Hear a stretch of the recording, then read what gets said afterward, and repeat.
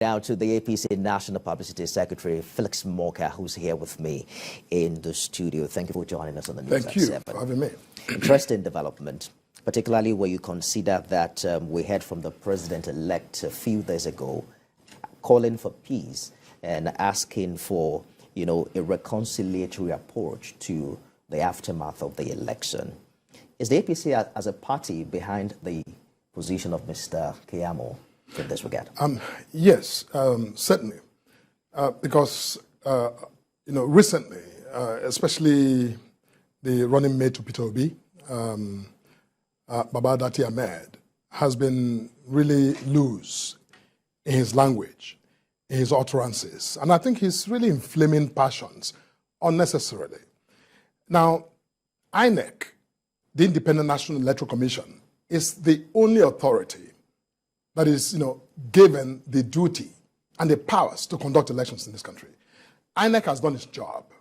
And at the end of voting in the presidential election, Asiwaju Bola Ahmed Tinubu, the candidate of the APC at the time, was, declared elected, and now the president-elect of the Federal Republic. Now, that is what the law prescribes. The law also says that anyone who contested in that election, who is dissatisfied with the outcome, has every right to approach the courts. And I understand in the last couple of days that the Labour Party and its candidate Peter Obi have approached the courts. And even, Alhaji Atiku Abubakar has also, with the PDP, approached the courts. Now, why is it so difficult for, Dati or Peter Obi to actually just take a deep breath and await the outcome of a case that they have taken to court? You cannot be approaching the court and at the same time be, saturating the airwaves with these reckless, comments and statements. Now, fact of the matter is this. Dati Ahmed, in 2011, himself, was returned as elected as senator.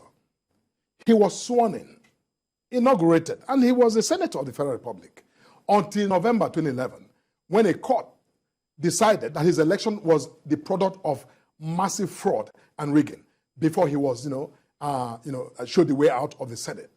Why was he, able? Why did he think it was okay or proper for him to be inaugurated, even when there was a challenge against his emergence as senator in his district, and now comes disingenuously to suggest that Asiwaju Ahmed Tinubu, should not be inaugurated? And by the way, who says it lies in his mouth to say that? Dati Ahmed is not anything but a person, just like I am, just like you are, just like everyone else of us, is. What kind of under the intervention Constitution are you seeking from the DSS without disrupting the peace as it is? Look, I think that, my dear friend, the Honourable Minister of Labour and the spokesman for the campaign, has, brought a petition to the DSS. And he's simply just, sending a signal to the DSS to be on the lookout. Because, obviously, when you make statements that are intended to, rile up people, to get people to begin to congregate unlawfully, to protest something that is absolutely in order, something that the law prescribes for, that is, actually just crossing the line. And I think that the minister is simply, asking the DSS to be on the lookout and to, look into this matter so that we can begin to prevent, the breakdown of law and order that we don't need. Our president-elect has been very gracious and magnanimous. He said to everyone, it doesn't matter who you voted for. It doesn't matter where you contested, what party you contested under.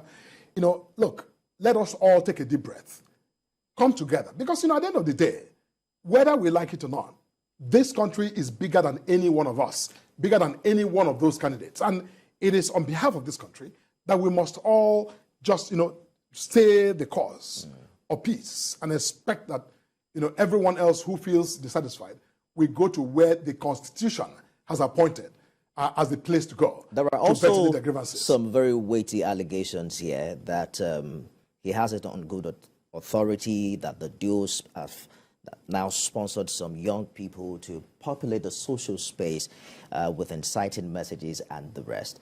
How do we ensure that the polity is not heated up?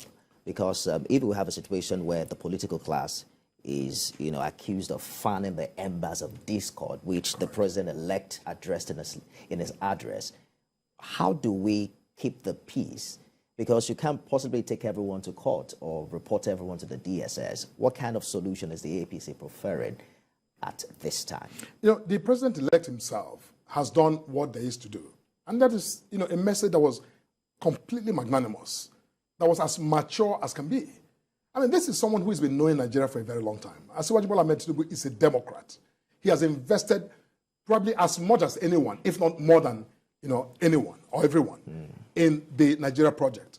So he's someone who believes that, the space is big enough for all of us to play and to express ourselves. So those who are inciting people to violence, they simply need to, stop. They need to stop. These are leaders. Those who contested, who aspire to lead this country. You cannot be seen to also lead people, especially to mislead them, to believe what is not. And, whatever case you think you have gone to court. You must give the courts that time of day to adjudicate on the issues, review what has happened. And whatever evidence you think you have, it's not enough to just come on TV to proclaim that you won the election. If you believe you won the election, take the evidence to court and, present it. Our courts have the audacity and the authority to review every single case before them and to make, decisions that bind everyone, including the president-elect, including the president of the Federal Republic. And, no one is above the law, right? So, when you have gone to court already, you must give them the space and the opportunity to review the case you brought. So worry about the quality of your evidence. That's it. But any messages, signals, calls like that he did, as I listened to him on national television, basically declaring by himself that the president-elect must not be inaugurated. The president-elect will be inaugurated, and will be inaugurated consistently with the law, consistently with our constitution. One single individual cannot, in his own self-interest, declare that what INEC, the legitimate authority to conduct the election, has done, must not be respected. I want to quickly call your attention to an excerpt in the president-elect's address where he said in a democracy, majority would have their way, but the majority must not suppress the minority from having their say. Absolutely. What, in your opinion, is the limit of post-election comment that is politically permissible at this time? Look, after an election, like after every contest, whether it's soccer or whatever, those who lose or who come out not victorious have every right to express themselves, to vent. Now, this election has been, now at least, a few weeks. That's enough time for people to vent, and they have vented. They have been on social media, been on national television, in the print media, venting, saying whatever it is they believe happened. That is okay. But, you cross the line when you begin to send this sort of incendiary messages to people and urging them to actually rise up, making declarations that you do not have the authority to declare.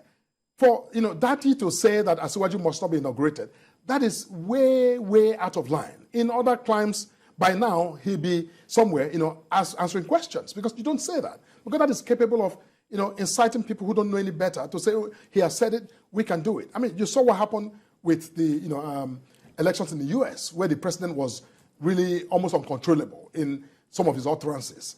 You saw the outcome, where the, Congress of the United States was desecrated, was attacked. That is what we are trying to prevent. Because while Dati or Peter Obi may say things, those at home who don't have all the information may simply listen and believe and act upon some of those statements. So yes, there is a limit. We have free speech in this country, but free speech is not altogether unregulated. And I think that reasonableness is what I call for. I call on Dati and Peter Obi to be reasonable, just as our president-elect has been absolutely reasonable. He's been very magnanimous. He said, look, I will be present for everybody, both for those who supported me and those who didn't, both for members of my party and for those who are in other parties and who are not even in any party. He's made that very clear. And I think that on his call, we stand as a party and we're solidly behind his disposition to accommodate Nigeria, because he's the president-elect of the Federal Republic of Nigeria. A lot have been said about the credibility or perceived credibility of the 2023 general election, depending on what side you belong to. I've heard the APC folk talk about how the beavers has worked and how the party lost in some strongholds, which is testimony of how good the exercise went. The people on the other divide will make reference to how INEC did not keep to its promises with the efficiency of IREV. What are those, fundamental principles that determine the credibility? Because it's one thing to, say a poll was credible. It's another thing to also control the narrative socially. Look, the law, the Electoral Act, and the Constitution lay down, very strict parameters on which the elections are to be conducted. INEC substantially complied with, those provisions. Now, the thorny issue is this IREV issue. If you look at the Electoral Act, there's no such thing as IREV. IREV was not made a legal precondition. The simultaneous uploading of results on IREV was not the essence for determining the outcome of elections. INEC is governed by the law. The law prescribes certain, procedures and certain forms through which, results of the elections are to be gathered and computed. INEC followed the law strictly. Now, this whole drama is about INEC's own, if you will, zeal to ensure that the elections were seen as transparent and created, systems to, give Nigerians access to that process. Now, that process itself is not what the law, prescribes. The law didn't say unless INEC uploaded simultaneously to IREV, the results of the elections became, questionable or were no longer valid. That is not in the law. No, so look, somebody wants to overcompensate, to do more, outside the call of duty, to give assurance. That's it. Now you go outside the law and you're taking that additional promise, that extra mile that they decided to go voluntarily, by discretion to go. And you now use that to begin to draw your solid lines. That is wrong. Now, all I'm saying is that INEC did what they're supposed to do. The result declared by INEC is as valid as can be.